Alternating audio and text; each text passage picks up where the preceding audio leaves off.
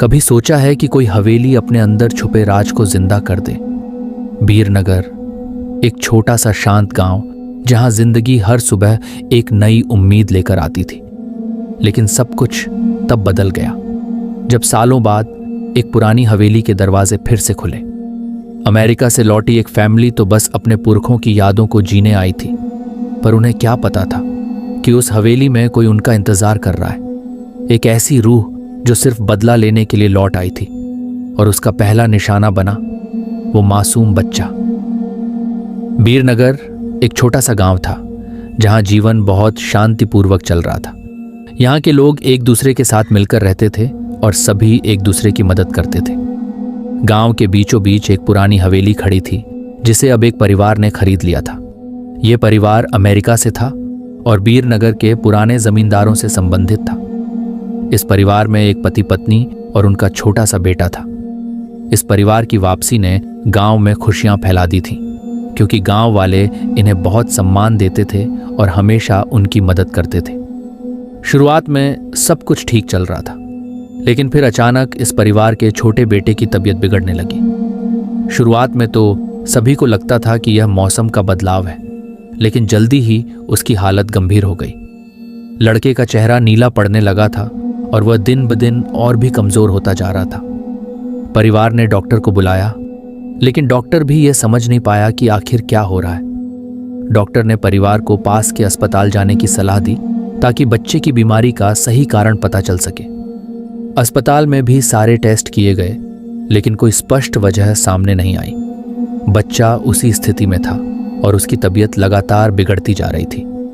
जब परिवार ने इस बारे में गांव के बुजुर्गों से पूछा तो उन्होंने सलाह दी कि ओझा के पास जाएं। ओझा के बारे में गांव में बहुत सी पुरानी कहानियां थीं और लोग कहते थे कि वह हर तरह की बुरी शक्ति को पहचान सकते थे और उनका समाधान भी कर सकते थे। यह सुनकर परिवार ने बिना समय गंवाए ओझा के पास जाने का निर्णय लिया। ओझा का आश्रम गांव से कुछ दूरी पर एक पहाड़ी पर था। जब बच्चा और उसका परिवार वहां पहुंचा तो ओझा ने बच्चे को देखते ही चिल्लाते हुए कहा, तू क्यों आई है? इतने बरसों बाद भी तेरा बदला शांत नहीं हुआ। ओझा की बातों से सभी दहशत में आ गए, क्योंकि न तो ओझा ने बच्चा देखा था और न ही परिवार ने किसी को कुछ बताया था। ओझा का यह जानना कि बच्चे के साथ क्या हो रहा था, यह साबित करता था कि वह काली माया में पारंगत थे और किसी भी बुरी शक्ति को पहचान सकते थे। ओझा ने बताया कि यह बच्चा एक ऐसी चुड़ैल का शिकार हो गया था जो कई साल पहले जिंदा जलाई गई थी। यह चुड़ैल उस परिवार से जुड़ी थी और इसका बदला लेने का इरादा था। चुड़ैल गर्भवती थी और जब उसे जलाया गया तो उसका मासूम बच्चा भी उसकी कोख में जलकर मर गया था। वह चुड़ैल अब उस परिवार के किसी भी नए सदस्य को तड़पते हुए मारने का इरादा रखती थी। ओझा ने कहा कि चुड़ैल के इस बदले को अब इस बच्चे के माध्यम से पूरा किया जा रहा था।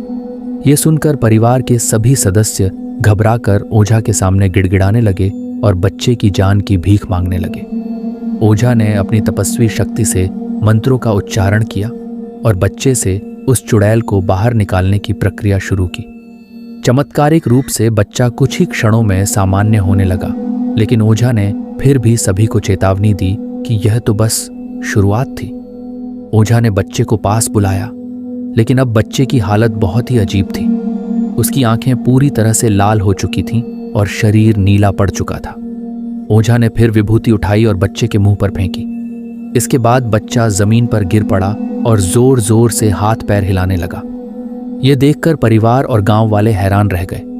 किसी को भी यह समझ नहीं आया कि अचानक ऐसा क्या हुआ कि बच्चा जमीन पर गिरकर इस तरह तड़पने लगा। लेकिन ओझा ने ध्यान से मंत्र पढ़ा और बच्चे को काबू किया। इसके बाद बच्चा अचानक अपने पैरों पर खड़ा हो गया। उसकी आंखों में अजीब सी चमक थी और उसकी आवाज भी एक औरत की आवाज में बदल चुकी थी। वह ओझा को उसके पुराने नाम से पुकारने लगी, प्रेमनाथ, मैं तुझे नष्ट कर दूंगी। यह आवाज सुनकर सभी के दिलों की धड़कनें तेज हो गईं। कोई भी यह समझ नहीं पा रहा था कि बच्चा अब इस तरह क्यों बोल रहा था। ओझा ने फिर एक बार मंत्रों का उच्चारण किया और बच्चे को पूरी तरह से काबू कर लिया। ओझा ने बताया कि इस बच्ची के अंदर वही चुड़ैल समाई हुई थी जो 70 साल पहले एक चोरी के झूठे आरोप में जिंदा जला दी गई थी। उस समय वह गर्भवती थी और उसका बच्चा भी जलकर मर गया था।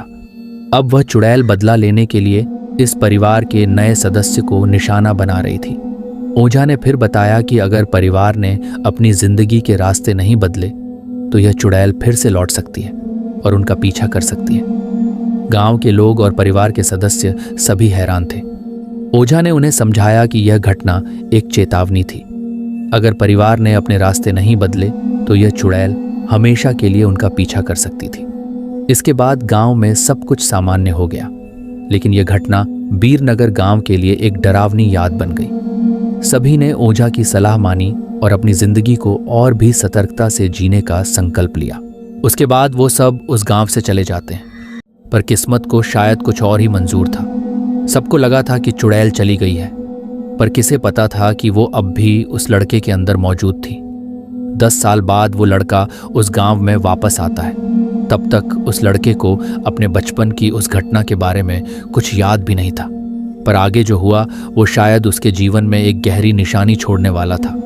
गांव में 5 लोगों की मौत का ऐसा खूनी भयानक खेल हुआ कि सारा गांव दहल उठा।